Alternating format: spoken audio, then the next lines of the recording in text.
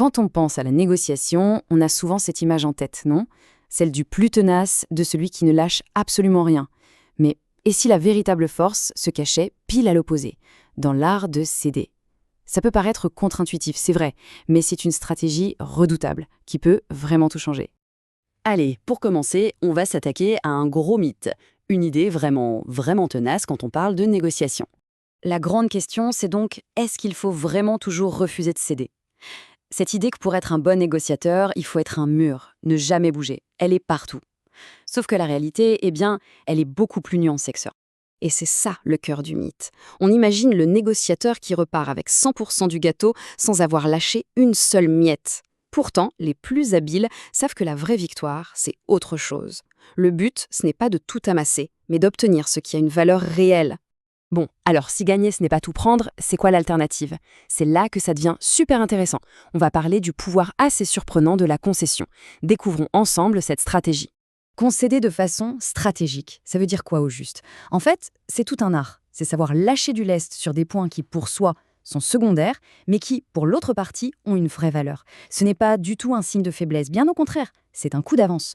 Cette petite phrase, elle résume parfaitement l'idée. Donner un peu pour recevoir plus. C'est exactement ça.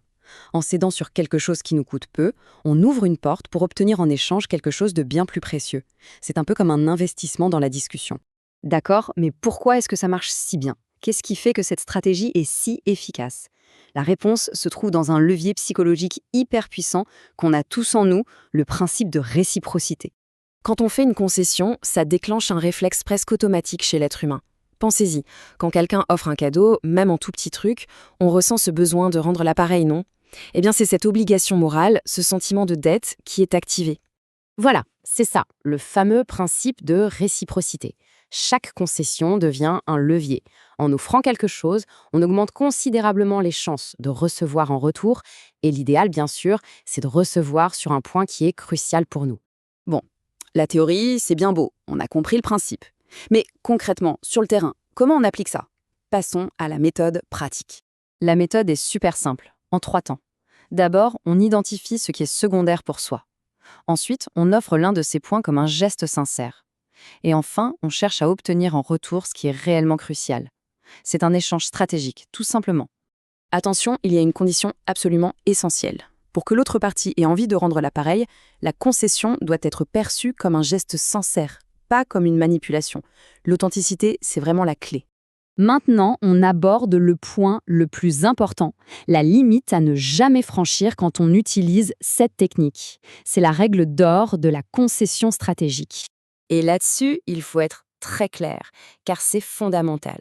Si on peut concéder sur beaucoup de choses, il y a une catégorie d'éléments sur laquelle on ne doit absolument jamais céder. Et voici la distinction clé à faire. Il faut être flexible sur les points secondaires pour créer du mouvement et de la bonne volonté, mais les points fondamentaux, ceux qui touchent à nos valeurs, à nos objectifs non négociables, ceux-là, ils sont intouchables. C'est la ligne rouge. Au final, tout se résume à cette phrase. La stratégie, c'est aussi savoir choisir ses batailles. Un bon négociateur ne se bat pas sur tous les fronts. Il sait précisément quand tenir bon et quand lâcher du terrain pour remporter la victoire essentielle. En somme, une concession bien placée peut devenir un atout majeur. La question qui se pose maintenant, c'est de savoir comment intégrer cette idée dans ses propres discussions. Comment cette stratégie pourrait changer notre façon de négocier. La réflexion est lancée. Merci d'avoir suivi cette analyse.